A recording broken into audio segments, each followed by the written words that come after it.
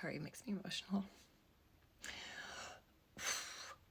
I would look at him and I would go, wake him up right now. Wake him up and tell him that you need help. Tell him you're an alcoholic. Tell him you can't stop drinking. Tell him that you need help. You have to do it. Just do it right now. Wake him up. And I would go, no, you can't do that, Danny. Because, like, what would that mean? Like, what would happen to you? What are they going to do? Ship you off to a treatment center? Like, what? You're going to go to rehab? Like, what does that mean? And then I would go, no, you can't do that. You just can't drink tomorrow. Under no circumstances are you allowed to drink tomorrow. You cannot pick up a drink. Do not convince yourself to have a single drink. Don't do it.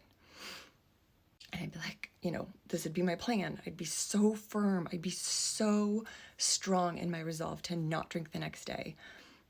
I'd pass out. I'd wake up the next day and I'd be like, you're not drinking today. You're going to do it. You're not drinking today. You are in control. You are not going to drink. And then the day would go on. Somewhere along the day, I would go, you can have just one. But today it will be just one. Spoiler alert, it was never just one. And it wasn't. I know now what was happening. I work in addiction now.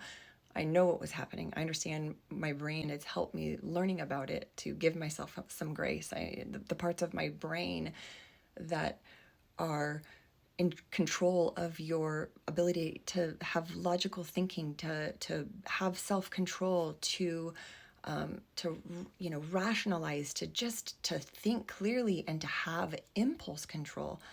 All of these things are damaged. On top of that, my reward system is completely messed up. This is why people cannot stop themselves from picking up. And that's what kept happening. So that cycle continued to play. And because it was on the tip of my tongue, and because I truly knew that I had a problem, on my very last day of drinking, on January 18th, 2012, when I was drunk that day, I started calling people and telling people that I needed help while I was completely wasted. And I am so grateful that I did. I called, I don't even know. I heard from some people afterwards that I called and left weird voicemail messages and saying that I need help and not saying what I needed help for, but nobody would pick up the phone. Everybody was busy, whatever, until my in-laws picked up the phone. And I asked them to come over and help me. They had tickets to a professional basketball game that night, and they dropped everything to come over. And cannot speak right now without crying. They were kind, and they were loving, and that was it. That was the last day that I drank, and I finally said it out loud. And the next day, my sister called me, my middle sister. She called me, and I said, Angie, I'm an alcoholic and I need help. And she goes, oh, honey, I know. I just thought, like, this was my dirty, dark secret, like nobody knew. And it turns out a lot of people had their suspicions for a long time. So my sister said, hey, I have a girlfriend who is also an alcoholic, and she's sober, and she's been sober for a while now. Can I have her call you? And so she did. I can't stop crying.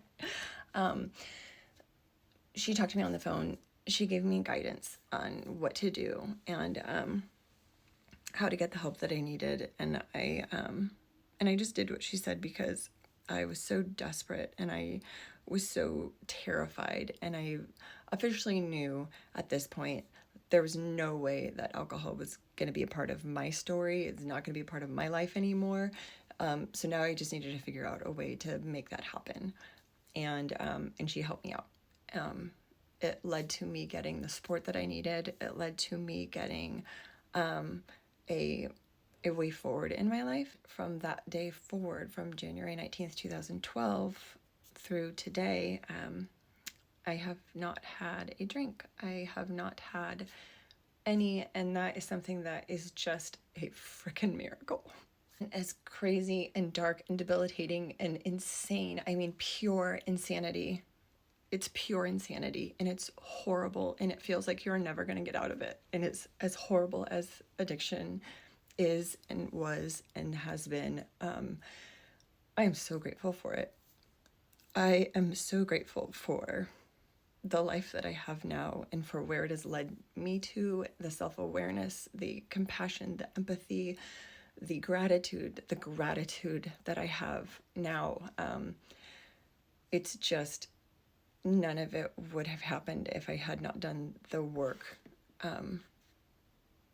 in my life that I'd done in my recovery. I now work in addiction.